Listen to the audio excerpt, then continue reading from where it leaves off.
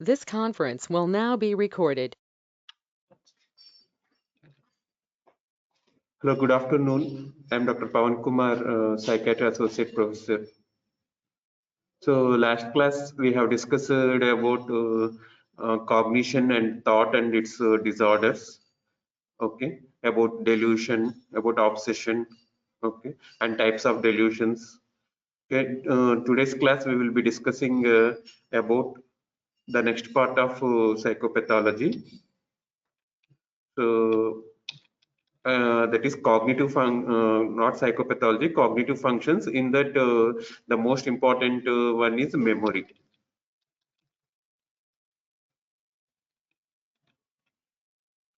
So, what is memory?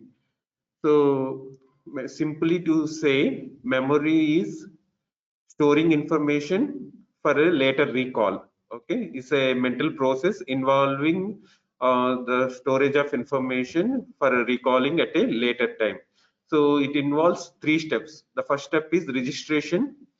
So that means registering the memory, and then after that the memory is stored. Okay, it may be short time, it may be long time, and recalling the same memory at a later time. Okay, from the stored memory. So there are many classifications of many or types of memory, but usually for clinical assessment of memory, specifically in patients with dementia or other types of cognitive impairment, we use this. So the types of memory can be immediate memory or working memory or short-term memory.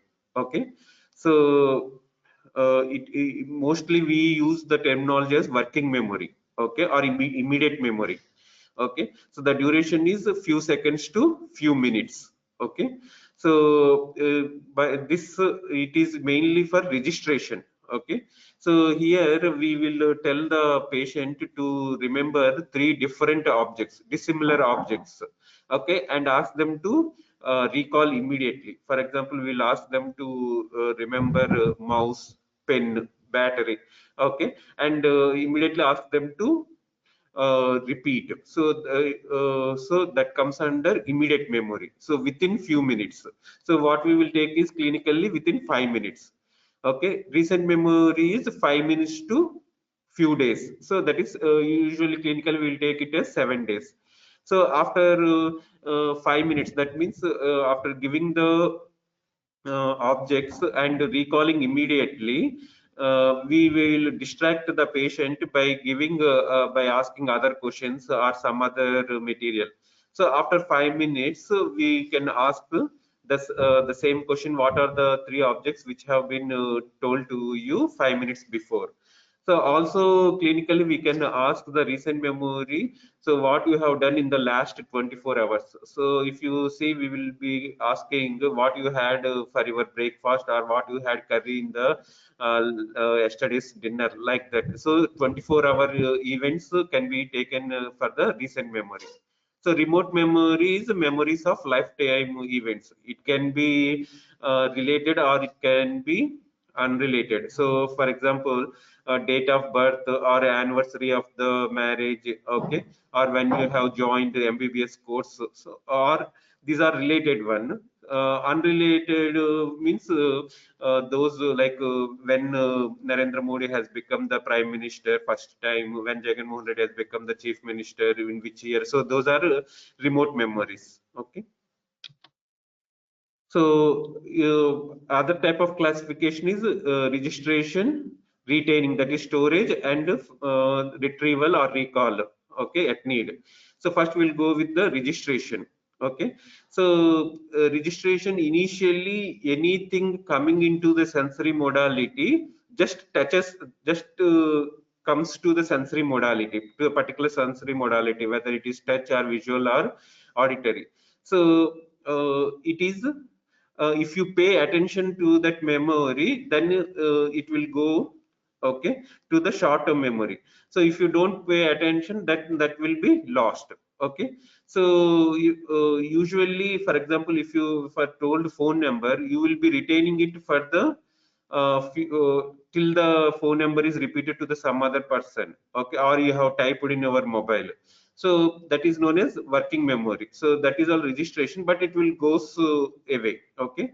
So but if it is attention given, then it will goes to the immediate memory or short term memory, so where it is retained by chunking, okay. That means parts of the total thing, okay. So and it retains the qualities of initial percept. For example, so how it is presented, whether the material is presented in an emotional way, whether it is in a laughing way or in a shouting way, so that emotion is also retained, okay. So if you see in the diagram, okay, so the sensory input first goes to the sensory memory, which is related to the specific sensory cortex. Okay, so if that information is not attended, so it is lost. If it is attended, it goes to the short-term memory. Okay, so here only if you give attention for a few seconds, then it will go to the working memory. But of course, it will retain in the sensory cortex. So after giving attention, it goes to the short-term memory or immediate memory. So if it is not rehearsed, okay, maintenance rehearsal, what means repeatedly remembering okay, then it will gets encoded to the long-term memory. Okay, we call consolidation. So encoding we call. Okay, so if it is not rehearsed, then it will then the information will be lost. So even in long-term memory, some information may be lost over time. That means what we do is we'll forgetting. Okay, the one way that is advantage, and another way it is disadvantage. Okay. So coming to, if you see this diagram, human memory can be sensory memory, which will be less than 1 second, which will be stored in the particular sensory lobe. Okay. Then if you pay attention, it goes to the short-term memory, okay, working memory, that is less than 1 minute. Okay, then if it is rehearsed, it goes to the long-term memory, which is lifetime. So this long-term memory can be explicit memory or implicit memory. Explicit memory means we consciously remember that. Okay, implicit memory means it goes to the unconsciously without conscious retaining. Okay, again, explicit memory can be episodic memory and semantic memory, which we'll be describing. Okay, so next, the second part is storing and retaining, which is an active process, so also known as consolidation. Okay, through rehearsal, that means either maintenance or repetition, repeating or elaborate. So for example, memory, if the definition is elaborated and told in detail, okay, then it will be better remembered or consolidated. So that is known as elaboration, encoded in the form of semantic terms and meaningful schema and concepts. Okay, so that means explanation. Okay, elaboration. So for storing and retaining, there is no known limit. Okay, so even the entire dictionary for all the textbooks in the entire world can be remembered, but if they should be properly registered and properly allowed to rehearsed and elaborated in a specific, in a proper way to get stored. So there is no known limit. Okay, so here the primary quality of percept is obscured. So for example, in the immediate memory you will be remembering. So if I tell memory, okay, like shouting, that will be remembered as the memory as the sir told in a shouting way. Okay, but after some time you will be remembering only the concept or the content of it, not the associated whether the sir has told in a shouting way or whether in a laughing way or in a sad way, that along with emotion won't be remembered. So the primary quality of percept is obscured in case of storing and retaining. So next goes to the long-term memory. So long-term memory can be recent memory. So recent memory means, if you want to define, it is ability to acquire and retain knowledge. Okay. So recent memory is what has been registered previously. Okay. So after within 5 minutes to 7 days or in the last 24 hours. So that ability to acquire or ability to learn or ability to retain knowledge will be recent memory. So it is also known as current memorizing or new learning. So So what I am telling, it will go into your mind as immediate memory. Okay. So if I ask questions at the end of the class, then it will become the recent memory. So if you go to the home and repeatedly revise, and after some time it will go to the long term memory. Okay. So remote memory, ability to recall events and facts, which can be personal as impersonal. Personal is date of birth, so impersonal means like political events, facts and all. Okay. So this remote memory can be two types: explicit memory or implicit memory. So explicit means declarative. Okay. So the person will be able to consciously recall and declare it. Implicit memory is non-declarative or without conscious recall. So I will explain what is in detail. So explicit memory can be again episodic or semantic. So, explicit means conscious awareness of the past events or facts. So, in explicit memory or declarative memory, so two types: episodic memory and semantic memory. So, episodic memory. So, if I ask one of you what you have done yesterday at the same time at 12 o'clock yesterday, so you will be traveling in your mind to the past, to the yesterday, and remember what has happened during that time. So that is known as episodic memory. Okay. So memory of specific personally experienced events or episodes from the individual's past. So ability to travel back mentally in time. Okay. So it can also be autobiographical. Since your childhood, what has happened, you go and remember what that, and you will be that means you are traveling in the past. Okay, mentally in the time, and recalling that particular episode. Okay, you will be remembering only the content of the episode. You won't be remembering the associated percept qualities or emotions related to it. So this episodic memory is processed in medial temporal lobe. Okay, and diencephalon. Okay, and this lesion leads to amnestic syndrome. So do you know this some examples of amnestic syndrome? If patient most common one is if the patient is having alcohol dependence and doesn't taking properly food, specifically vitamin B1, so he will develop Wernicke's encephalopathy, which if not treated immediately will develop Korsakoff amnestic syndrome, one example. Or herpes simplex infection, or trauma to the brain, so involving the medial temporal lobe and diencephalon, will lead to episodic memory loss. Okay.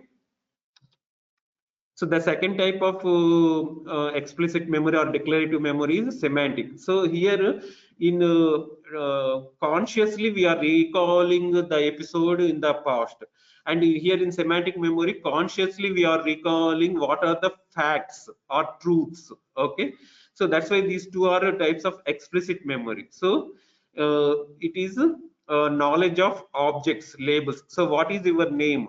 So it is a fact. Okay, in which college you are studying, it's a fact. Okay, organized knowledge about world which doesn't have specific location in time or place. So some facts, semantic by literal meaning itself, fact. Okay, so knowledge of objects, labels, vocabulary. So what are all the vocabulary, what are all you learned in your medical textbooks and all. So those are all will be coming under semantic knowledge, concepts, principles. Okay, so it is stored in the inferior and lateral temporal lobes. Okay, so that episodic memory in the medial temporal lobes. Okay, whereas the semantic memory in the inferior and lateral temporal lobes, and this damage will lead to semantic dementia. Okay, so one type of frontotemporal dementia. So where there will be, if you do CT brain or MRI, there will be atrophy of specifically more of the temporal lobe of left side predominant. You know, so left brain is responsible for our memory. Okay. So next type of long-term memory is implicit or procedural or non-declarative. So for example, when you are driving the bike or car, so if you want to slow down, you won't remember, you won't consciously recall, now I have to slow down, now I have to slow. If you are driving the car, now I have to remove the my foot on the accelerator. Okay, or now if you want to raise it, you want to put on the brake, or if you want to put on the brake, you won't consciously recall now someone has come, now I have to put the brake, so you won't be consciously recalling. So unconsciously you will be doing the activity, skillful activity. So that is known as implicit memory or procedural memory. So initially when you are learning, so now I have to put gear, now I have to put the press the clutch, now I have to apply the brake, like consciously recall. But after you have learned, so there automatically whenever something is required, you will be doing without conscious recall of that. Unconsciously you will be doing. So that is known as implicit memory or procedural memory. So what you are driving, so all this comes under implicit memory. So learning how is expressed in performance, not in conscious recall. Example, motor skills. And it is importantly it is basal ganglia is responsible for this, and cerebellum. Okay. So, and coming to now, we have discussed about types of memory and definitions. Now we'll come to the disorders of memory. So, for example, if I tell you my phone number like 9290, like chunking, okay, you can be chunking at. So if you see, usually if you give the phone number, it will be chunked in the form of 929. 070 4444 like that. So in the chunking you will be remembered. Okay. So if I told you 9290704444, okay, you will be remembering that. Okay. Again, after some time I will be telling another phone number, 9980731234. Okay. So you will maybe forgetting the previous one, or the previous one may cause you difficulty remembering the present one. Okay, this is known as interference theory. Okay, either the older memories interfere in the recalling of the newer, or the learned newer memories interfering with the retrieval of the older. So these are known as proactive inhibition and retroactive inhibition. So for example, proactive inhibition means I already remember the phone number of 9290704444. So if you tell me another new number, so the older number, if you ask me again to recall the newer number, so the older I may say some part of the older number rather than the newer number, because the older number will interfere with the recalling of the newer number. That is known as proactive inhibition, and the opposite is retroactive inhibition. So this happens if you day-to-day life, it happens. Okay, unless you are very clear and particular of that event or that subject. Okay. So, and coming to and it is a normal process. Interference theory is a normal process. Okay. So coming to disorders of memory, so amnesia, loss of memory, or that means what is the function of memory? Ability to recall the registered information. Okay. So partial or total failure to recall or retain stored memory. Okay.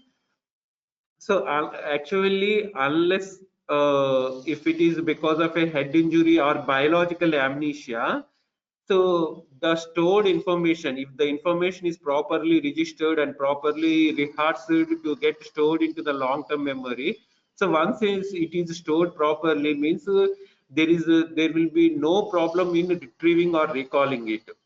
So unless it is because of some biological problem, so difficulty in remembering means it is not properly stored. So many students will be coming, sir, I am reading, but I am not able to recall it properly. So that means you have not properly registered and rehearsed to store in the long-term memory. So if it is properly stored, means it will definitely recalled easily. Okay. So partial or total failure to recall or retrieve stored memory depends upon the nature of material stored memory before and after the target memory segment.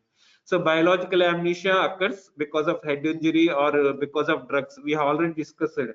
So under the influence of alcohol, the person what he is talking or what he is doing, he won't remember once he come out of alcohol intoxication. So that is known as alcoholic amnesia, also known as blackout, alcoholic blackout. or brain disease like dementia, Korsakoff amnestic syndrome, or transient global amnesia. So these are the biological causes. Of course, psychological causes can also occur in case of dissociative amnesia, dream amnesia. So dissociative amnesia means uh, so if a specific event or if a specific episode is painful to the brain, painful to the ego, so the person doesn't try to retrieve it, even though it is stored inside the, if the person doesn't try to retrieve it, and the person doesn't remember that event, that is known as dissociative amnesia. Okay, but if the person is relaxed or the person is sedated, so then we can retrieve it back, because it is not, it is psychological amnesia. So that is known as dissociative amnesia. Dissociation means the memory, the particular episodic memory is not in control of the conscious mind. Okay, so next, psychological dream amnesia. So this is common. Only the dream won't be remembered after waking up. Okay, that is known as dream amnesia. So anterograde amnesia and retrograde amnesia. So always remember, to remember this anterograde amnesia and retrograde amnesia, you should take a specific point. Okay. So for example, okay, this time, this minute, 12 o'clock is the time. If you take it, so all the things happened prior will be, if that is lost, that will be become retrograde amnesia. Okay, all the events happening from this time, from 12 o'clock, which are not registered and which are not able to recalled later, then it will become anterograde amnesia. So why I'm telling means, so for example, if a person, a patient had a head injury, okay, at 12 o'clock, so he was unconscious for 5 minutes. Later, after waking up, so he was asked, where are you coming? What are you do? What is, where is your place? What is your name? Okay, so he doesn't able to remember the prior, what has happened prior the event. Okay, that is known as retrograde amnesia. Okay, so but after waking up and all, so he had got discharged from the hospital. Okay, went to home, and the relatives came and asked what has happened after 12 p.m. Yesterday. So he is not able to remember, registered what has happened from 12 p.m. till the time of discharge. So that is anterograde amnesia. So always you have to take the point. Okay, so at a specific point, where the point of head injury or point of the fever. Okay, so anterograde amnesia is amnesia for events occurring after a point of time. Okay, retrograde amnesia means before a point of time. So after a point of time means it will become short-term memory. Before the point of time, it will become long-term memory, but not much important. And retrograde amnesia will follow Ribot's law. So you also know that you will be able to remember what has happened during the last month, but may not remember specifically the what has events happened in the previous third or fourth month. So you will be remembering what are the events you have done in November, rather than what are the events you have done in August or July. So that is Ribot's law. So the more closer to the point, you will be remembering better than the events which are very far away from that point. Okay. So ECT, electroconvulsive therapy, post ECT, there will be both anterograde and retrograde amnesia will be there, but most commonly retrograde amnesia will be there. Okay. Korsakoff psychosis also, both retrograde and anterograde amnesia will be there, but most commonly anterograde amnesia. Okay. So alcoholic blackout, I already discussed anterograde amnesia during drinking bouts. Okay. So after taking alcohol, so taking alcohol is the point. So till the patient after taking alcohol, the under intoxication, what has happened, he doesn't remember. Okay. So that alcohol taking point is the point. So he won't be remembering after taking alcohol. So that's why it is anterograde amnesia. So paramnesia means there will be no complete loss, but there will be falsification or distortion of already memory present. Okay. So what we call it as a retrospective falsification, okay, commonly seen. So if you, for example, if a patient with depression comes, he will be completely in sad mood. So when we ask how long you are in sad mood, he says that many years. But when we ask the relatives how long he is in sad mood, he say that since the last 1 week. So the patient memory is distorted because of his emotions. So he is seeing his past through the window of his depressed mood. Okay. So if we see through the colored window, the entire outside will also be seeing in the same color. Okay. So, but really that is distorted by the color of the window. Here also, the true memory is distorted by the mood state of the patient. Okay. So that is known as retrospective falsification. So memory becomes unintentionally distorted by being filtered through a person's present emotional or cognitive state. And next, very important is confabulation. Very, very important. So it is commonly seen in amnestic disorders like Korsakoff syndrome or in dementia, okay, or organic brain syndromes. So what is meant by confabulation? Okay, so I have told an example. A patient at 12 p.m. had a head injury. Okay, so he had got admitted in the hospital. He himself got admitted. Someone has brought, so without any bystanders. So he was found on the road and he was brought to the hospital. So he was unconscious for 10 to 15 minutes. Okay, later all investigations done. He was completely normal. Okay, so after that he got discharged from the casualty and he went home. So after going home, so when the relatives ask what has happened during that period, okay, so he doesn't remember what has happened, and our mind doesn't allow to keep gaps in the memory. Okay, so what it will do is it will fill up the gap with some believed information. Okay, even the patient himself believes that has really happened. So he tells that during that accident time and all, he says that he went to the friend's home and there he was reading the book and all. So he also believes that he really went to the friend's home and done the combined studies. But actually, what happened is he had an accident and he was admitted in the ashram's casualty and later got discharged. So that event is not because is lost. That is replaced by a unintentional filling by a believed memory. Okay, that is known as confabulation. Okay, so because of that happens because of head injury, because of the gap happened uh,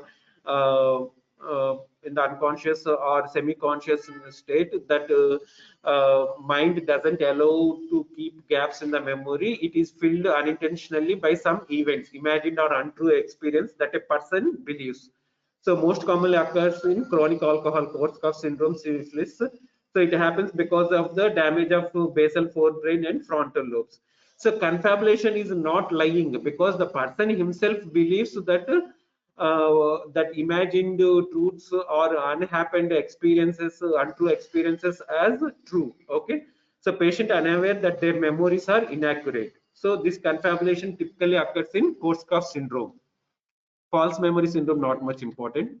And another type of paramnesia, this commonly occurs. Okay, uh, so it's a deja vu feeling. Okay, sometimes even in normal people, when you are emotionally disturbed, so if you go to a new place in at a particular place in Eluru, so you will feel that this place has already I have come before, but even though previously you had not come at that place, so unfamiliar situations feel strongly familiar. Okay, you feel that that new place which had you come for the first time in your life, you feel that I had already come to this place prior. Okay, so unfamiliar situations, even the not only the places, events, okay, will feel strongly familiar, which happens in normal people. Even most common in temporal lobe epilepsy, that is partial epilepsy, in severe anxiety, dissociative disorders, or simple partial seizures.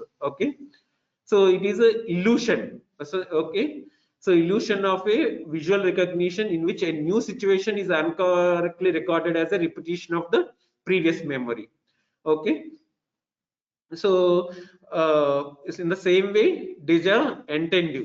Okay, you will be feeling, so I think if you are feeling that the same topic has been repeated prior by me, so then you will be having deja entendu, because this is the first time I am telling this topic. So illusion that what one is hearing, one has heard previously. So if it thought, if for example deja vu is for situation, deja entendu is for the words heard, deja pens is about the thought. So the same thoughts which I am thinking previously also had think like that. So if that has feeling has come, that is known as deja pens. Thought never entertained before regarding incorrectly as repetition of previous thought. Okay, next prescue. Okay, prescue is tip of the tongue. You will be feeling when you someone ask professor ask you questions, you will be remembering the but it will be like it is at the tip of your tongue, but you are not able to tell the answer. Okay, that is known as tip of the tongue. Failure to retrieve a word from memory, feeling that retrieval is imminent. So if you ask, sir, give me 1 minute time, I will retrieve it and I will tell you. So that is known as tip of the tongue.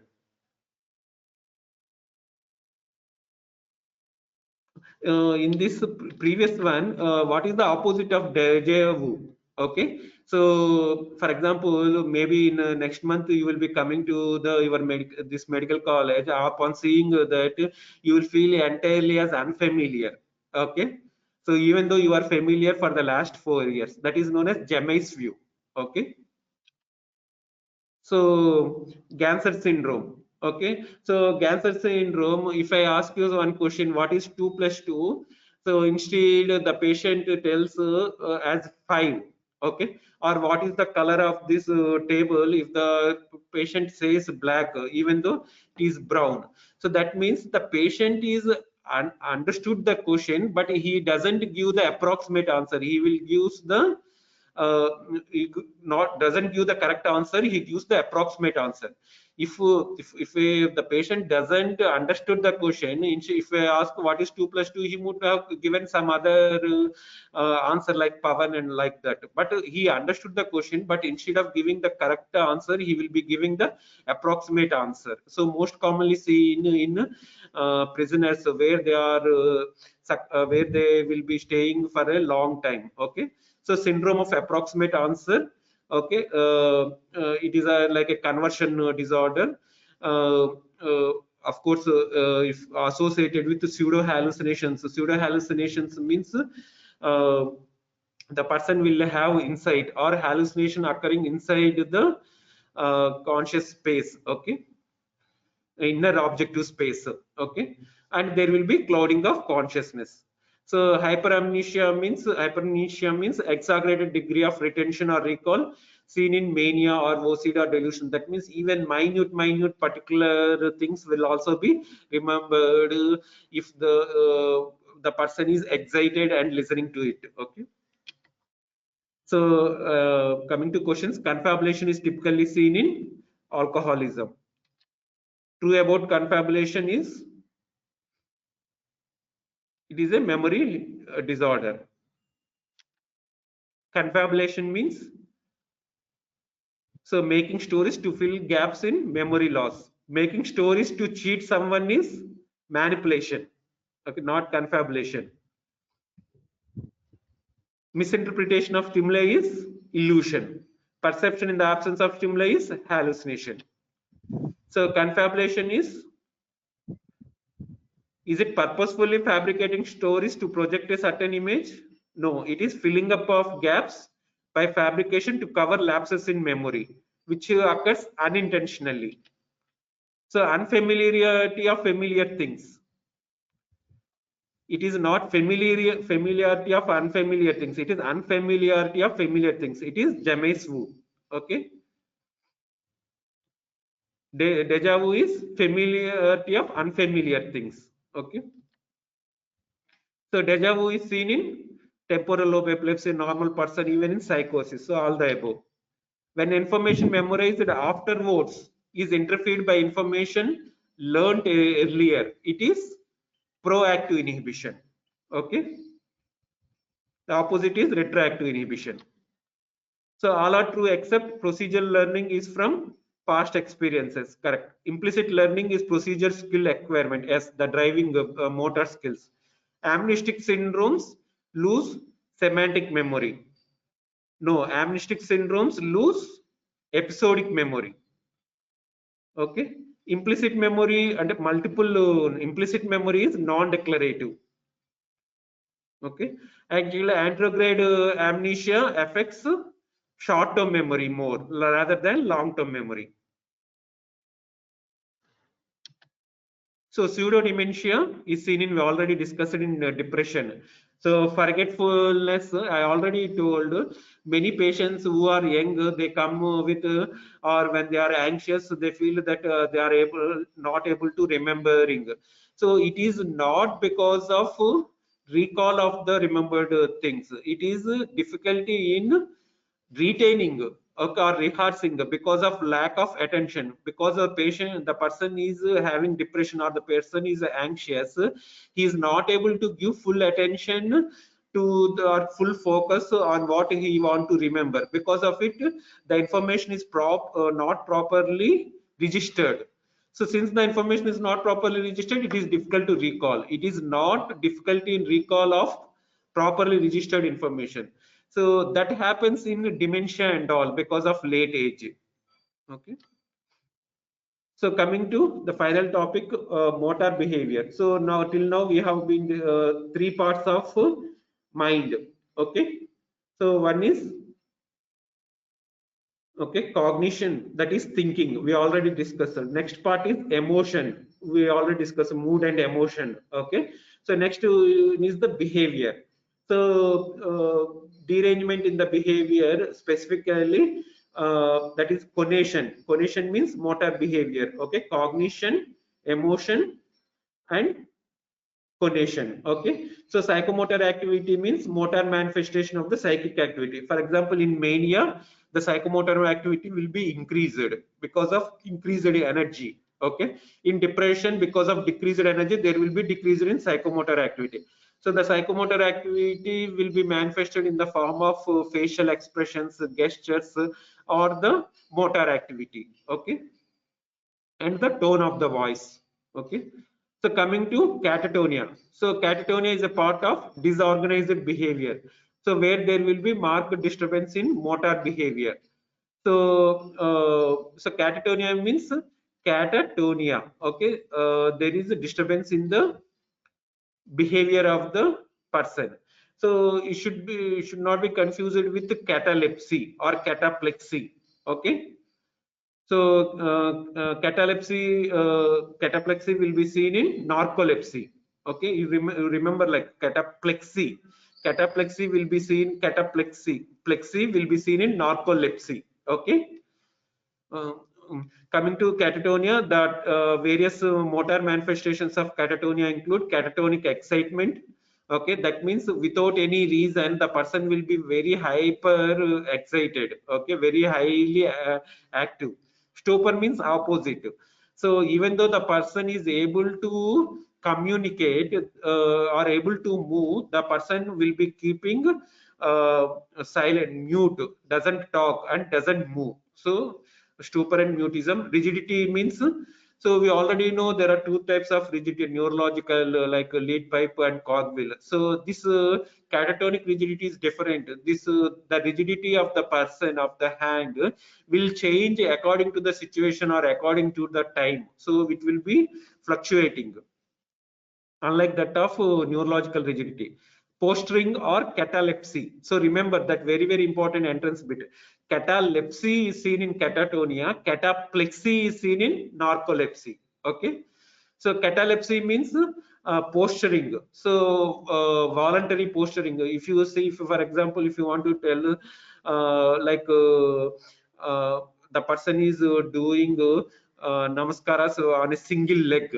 Okay, so even though they are doing it voluntarily, but this person, because of the patients in the illness, will be keeping the position for a long period of time, posturing for a long period of time. That is known as catalepsy. So vaccine flexibility means if we ask the patients not to lift the hand when we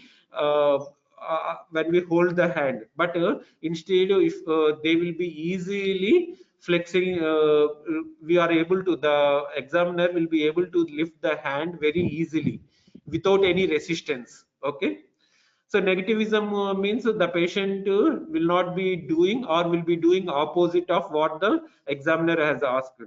So automatic obedience means even without the examiner asking, the patient will be, even though the examiner asked to resist, the patient will be doing the things. Okay, the severe form is command automatism. Okay, so just remember, not much important, but you remember catalepsy is a part of catatonia, whereas cataplexy is a part of narcolepsy. Okay, this stupor, mutism, waxy flexibility, negativism, these are all features of catatonia. So it is a motor disorder involving the psychological functioning seen in schizophrenia, depression, mania, conversion or the dissociative disorders, and even some neurological disorders. So catatonia was coined by the scientist Carl Kalbaum. So cataplexy, okay, this is seen in narcolepsy. Okay, so temporary loss of muscle tone and weakness precipitated by the variety of emotional states. So cinema మీరు చూసుంటారు, తమిళ్లో విశాల్ చేసినట్టు అదే sudden గా excitement feel అవగానే, sudden గా emotional గా feel అవగానే he will suddenly go into REM sleep. Because of, he go into REM sleep, he will lose all the tone of the muscles, atonia will be there, and he will fall down. Temporary loss of muscle tone and weakness precipitated by the emotional states such as laughter. So seen in narcolepsy. So what are the other features of narcolepsy? Sleep attacks. Sudden గా పొద్దున పోటే వాళ్ళకి నిద్రలోకి వెళ్ళిపోతారు అనమాట. అది REM sleep లోకి వెళ్ళిపోతారు. So ఏటోనిక్ sleep లోకి వెళ్ళిపోతారు. Okay, so those are the features also known as narcolepsy, also known as Jelline's syndrome. So next, other type of motor behaviors are mannerisms. So you will be knowing, so manner means it can be normal, but if it is repetitive, in specifically in a patients, that is known as mannerisms. So so every time when professor enters the room, you will be standing, that is a normal manner. So there is a certain goal of giving respect to the professor. Okay, but if it is repeated, okay, that is known as mannerism, ingrained habitual goal directed movement. Okay, so way of doing sometime, example, biting fingernails when you are tense, greeting everyone with a hug or a hand shake. So that is mannerisms.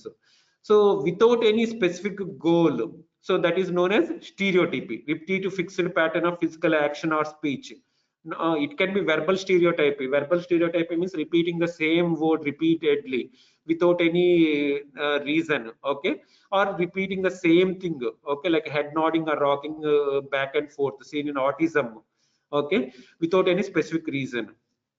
Perseveration, we already discussed verbal perseveration.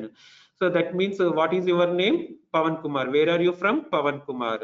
So that is verbal perseveration. So the same thing happens with motor perseveration. If you ask them to lift to the right hand, he will be lifting the right hand, but then if you ask to lift to the left hand also, then he will lift the right hand only. So that is motor perseveration, beyond the purpose, beyond the relevance. So tics. So very important, tic disorder commonly seen in children associated with OCD. Okay, so sudden, like if you take the examples of verbal tics, so continuously, repeatedly making certain sounds, or continuously making like head like that. Okay, so that is it is a non-rhythmic but repetitive stereotyped response to premonitory sensation. So the patient will feel that some urge to do like that that is verbal stereotypy, or motor stereotype like this. So in order to relieve that urge, the person will do the tick. So sudden repetitive movements or sounds that typically mimic some fragment of a normal behavior. This sometimes we will be clearing the throat, that is normal, but repetitively doing that following a premonitory urge is known as tick. Okay. So there are types of tick, vocal ticks. Vocal ticks also there will be simple and complex ticks. Okay, vocal ticks, complex ticks is known as coprolalia. So if you see some children, they will be using very bad obscene words. So that is known as complex vocal tick. So even though they are not intentionally producing, there will be some premonitory urge to use that. Okay, coprolalia, false obscene words. Okay. The vocal tics, motor tics can be simple motor tics like a head nodding, like making like this retro. Okay. So, or there can be complex motor tics involving the behavior. So tremor, you will be know tremor is a rhythmic, okay, rhythmic movement of hands and all, and you will know resting tremor will be seen in. There are many types of tremors. So flocculation typically seen in delirium. If you see a person in a delirium, in acute confusional state or clouding of consciousness, the person will be picking close in the air and all. So that is known as flocculation. Astasia abasia means this is typically seen in conversion disorder when the patient is in severe stress. Even though on sitting, the power in the limbs will be completely normal. He will be able to lift the limbs and all. But when asked the patient to stand and walk, the patient will be swaying this side and that side, like that. There is no power in the legs. But when the patient power is tested on sitting, it will be normal. That is known as astasia abasia. Okay. So twirling means by twisting the head, the entire body will be twirled, which will be seen in autistic children. Okay. So catatonic features are seen in schizophrenia. They are also seen in severe depression, of course, in conversion disorder also. Okay. So speech, we already discussed. Pressure of speech means rapid speech, like 120 to 160 words in a minute. Okay.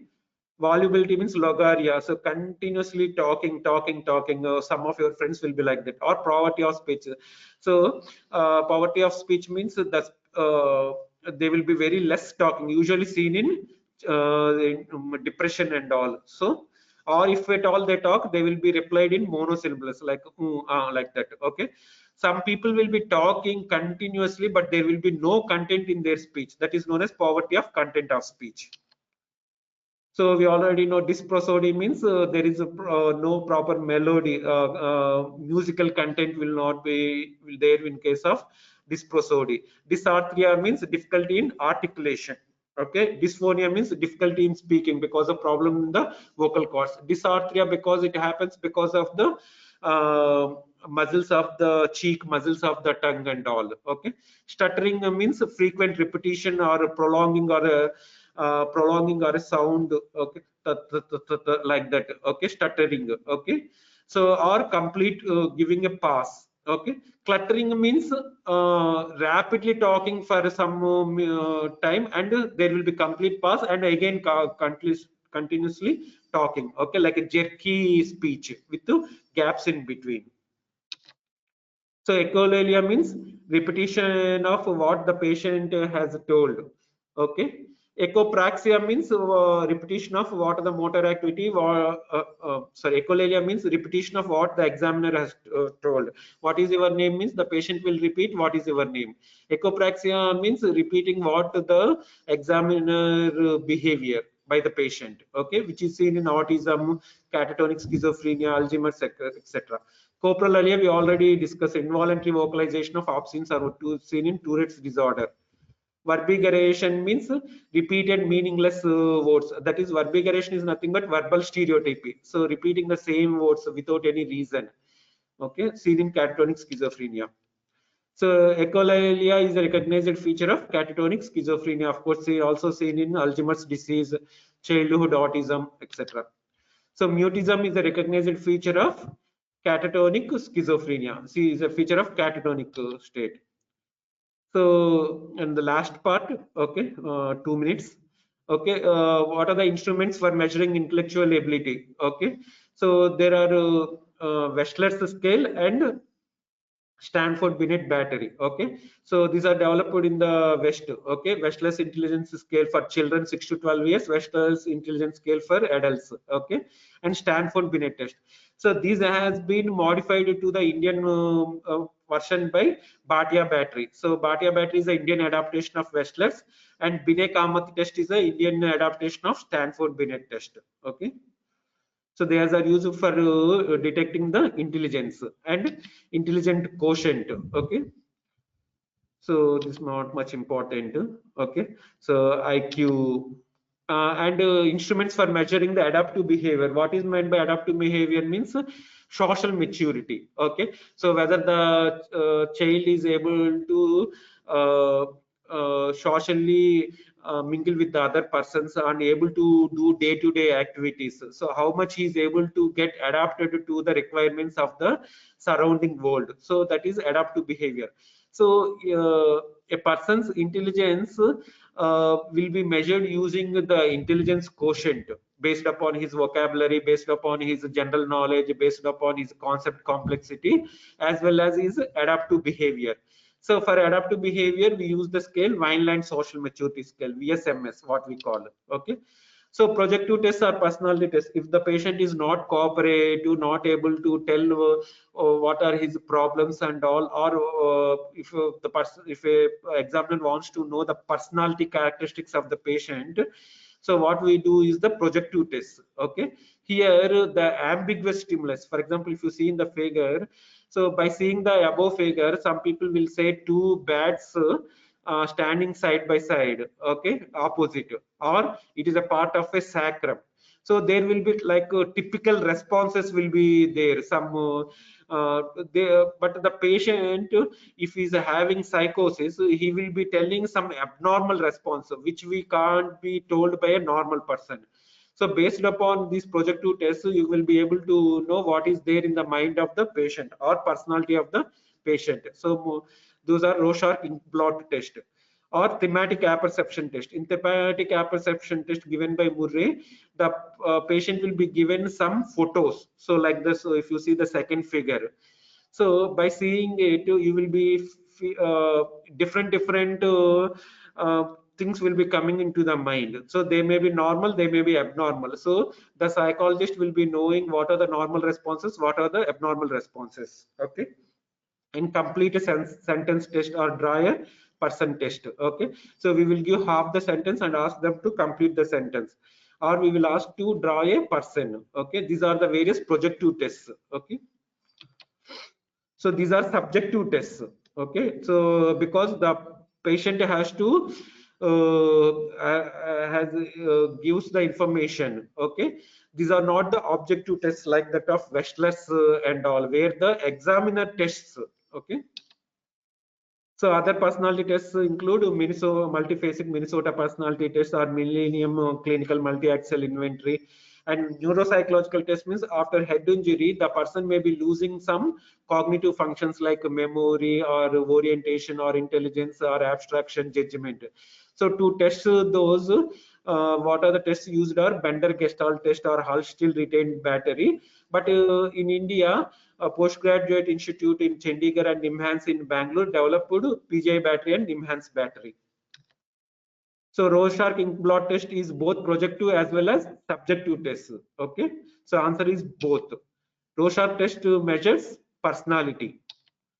Signs of organic brain damage leading to cognitive deficits are evident on Bender Gestalt test. Okay, whereas Rorschach sentence completion and thematic apperception are projective tests.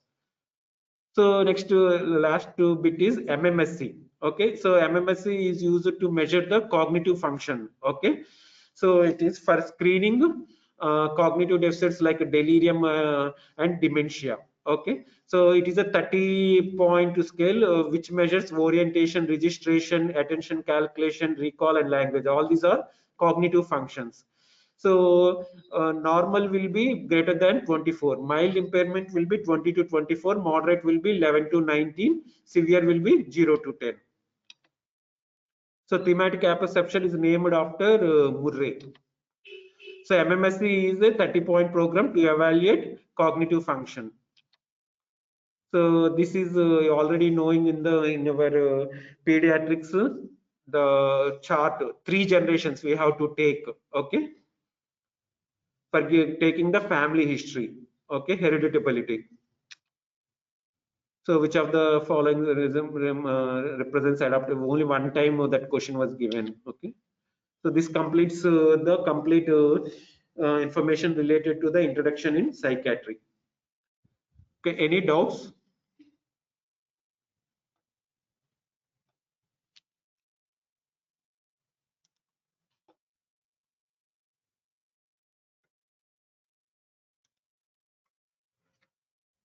So if no doubts, we will end the class.